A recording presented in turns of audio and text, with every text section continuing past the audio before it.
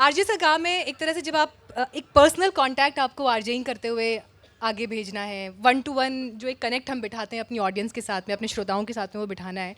Mood off होता है तो कैसे इतनी खुशी से उस टाइम भी बात कर लेते हो?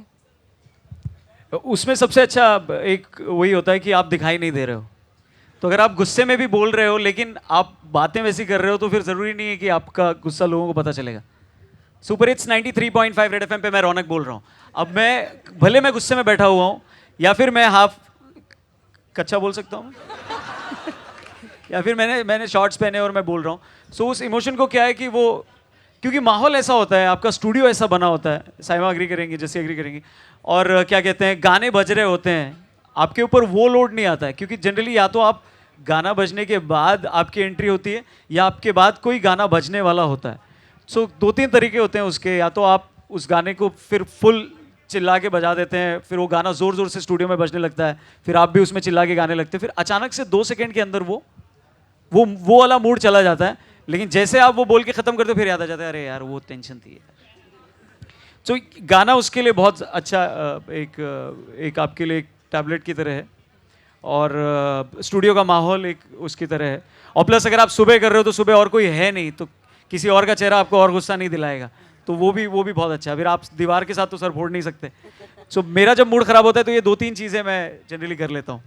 जस्सी, मेरे साथ मैं इनफैक्ट मैं आपको एक कॉम्प्लीमेंट करना हाँ, चाहूंगी। बिल्कुल। आपकी तो आवाज में ही खुशी झलकती है, ऐसा लगता है आप हर वक्त हंस रही है हंसते हंसते बात कर रही ऐसे है। लोगों को फ्यूनरल में नहीं बुलाना चाहिए। अरे वाह, ये मर गए, क्या बात है, कब मरे, एक सेल्फी ले लो इनके साथ। तो ये एग्जैक्टली आपने बिल्कुल सही पकड़ा है। मैं इतनी हैप्पी पर्सन हूँ बाय नेचर कि मेरे साथ बहुत कम ही ऐसा हुआ होगा कि मैं परेशान हूँ और माइक ऑन करके परेशान रही हूँ। वो इंस्टेंटली, वो कहते हैं ना, बदल ही जाता है।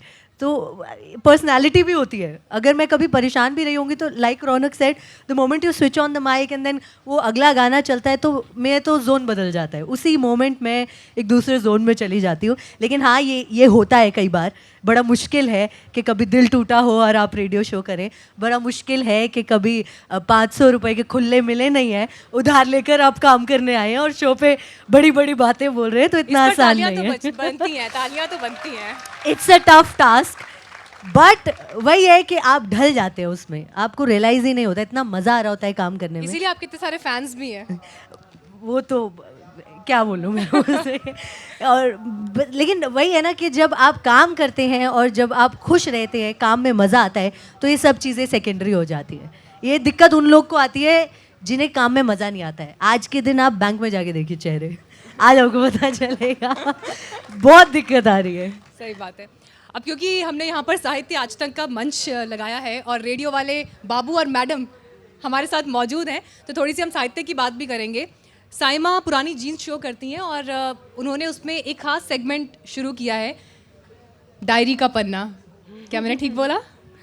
बहुत आप लिखती हैं साइमा? मेरी डायरी का एक पेज, तो बिल्कुल। वो वाकई आपकी डायरी का पेज होता है या आप शो के लिए लिखती हैं? हाँ, वो मेरी डायरी का पेज होता है, और जब भी मैं वो डायरी लिख रही होती हूँ, ऑफिस में आते जाते लोग मुझे बड़ी अजीब नज़रों से देखते हैं और मैं उनसे बोलती हूँ क्या, तो वो कहते हैं ये तुम डायरी अभी भी लिखती हो? तो मैं उनसे बोलती हूँ तो वो कहते हैं हम पढ़ सकते हैं? तो मैं कहती हूँ हाथ मत लगाइएगा, मेरी डायरी है, कोई हाथ नहीं लगाएगा। तो मुझे कहते हैं और रात को रेडियो पे पढ़ती हो? तो मैंने कहा हाँ, रेडियो पे पढ़ूंगी, लेकिन मेरी डायरी को आप हाथ नहीं लगाएंगे। सो एक डायरी का पेज लिखती हूँ मैं, जिस डायरी में हम जब बचपन में लिखा करते थे हमने सुबह से लेकर शाम तक क्या किया, वो नहीं लिखती।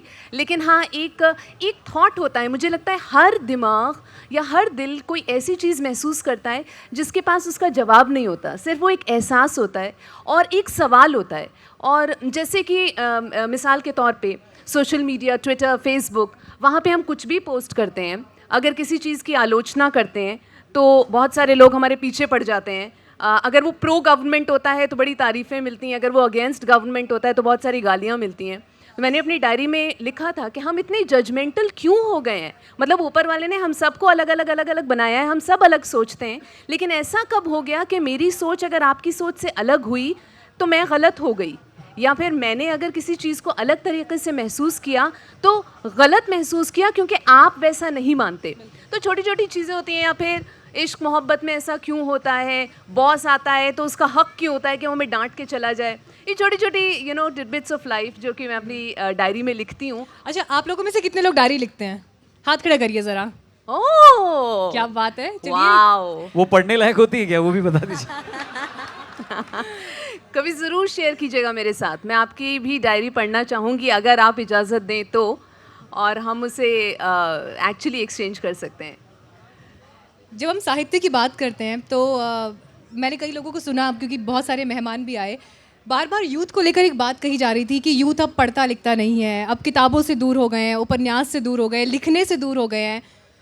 तो अगर डायरी का कोई एक पन्ना लिख रहा है तो अभी लिखने के करीब है. ये ट्रेडिशन अभी ख़त्म नहीं हुआ है. आप एग्री करेंगे मेरे साथ?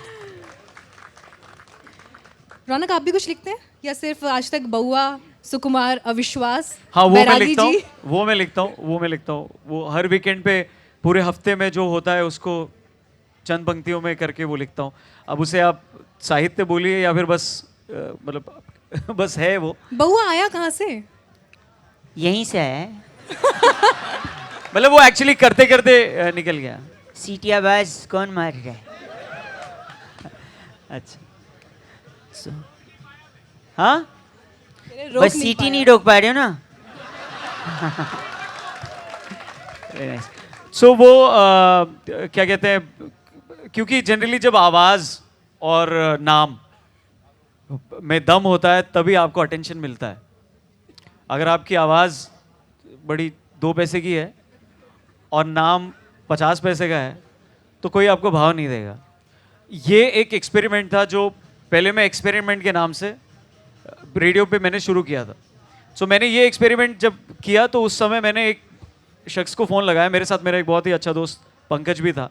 सो हमने बोला कि इस चीज़ को एक बार ट्राई करते हैं. सो फ़ोन लगाया, एक भाई साहब को बोला हाय. फ़ोन लगाते उन्होंने हाय, दिस इज़ पृथ्वीराज सक्सेना. हाँ सर बताइए. सो आई वाज टेलिंग यू. मैंने फ़ोन काट दिया. फिर उसके बाद मैंने बोला अब सेकेंड एक्सपेरिमेंट करते हैं. 50 पैसे का नाम, 2 पैसे की आवाज़. हेलो, उसने बोला हाँ. बउआ बोल रहा हूँ. क्या? अचानक उसका मूड बदल. क्या? मैं बउआ बोल रहा हूँ. चल. उसने फ़ोन काट दिया. मैंने बोला बहुत अच्छा था. फिर मैंने वापस फोन किया. हाँ sir, hi this is Prithviraj again. हाँ सर बताइए, फ़ोन कट गया था आपका. सो आई वाज टेलिंग यू. हाँ सर, वापस कट गया. वापस बउआ का. सर फोन कट गया था. अबे कटा नहीं था, काटा था मैंने. तो फिर बाद में वापस हाय पृथ्वीराज. हाँ सर बताइए ना, बाहर आ जाइए. बाहर कैसे? लैंडलाइन के साथ उखाड़ के बाहर आ जाओगे? सॉरी सर बताइए ना क्या हुआ. मैं कह रहा था हाँ कट. सर मैं कह रहा था. कॉल. तू पागल हो गया क्या? तो ये फर्स्ट टाइम था जब उसको ये पता चल गया कि मैं दोनों ही शख्स हूँ. और फिर बाद में सो ये फर्स्ट टाइम था, मेरे को याद है 2011 नवंबर दिसंबर का महीना था, जब फर्स्ट टाइम ये बहुआ करके कुछ नाम और ये आवाज़ निकली. और फिर उसके बाद से मेरी दादी का वो आशीर्वाद सच हो गया जिसमें उन्होंने ये कहा था कि तुम कुछ कर नहीं पाओगे, बस लोगों की डांट और गालियाँ खाओगे. सो और तालियाँ एक्चुअली.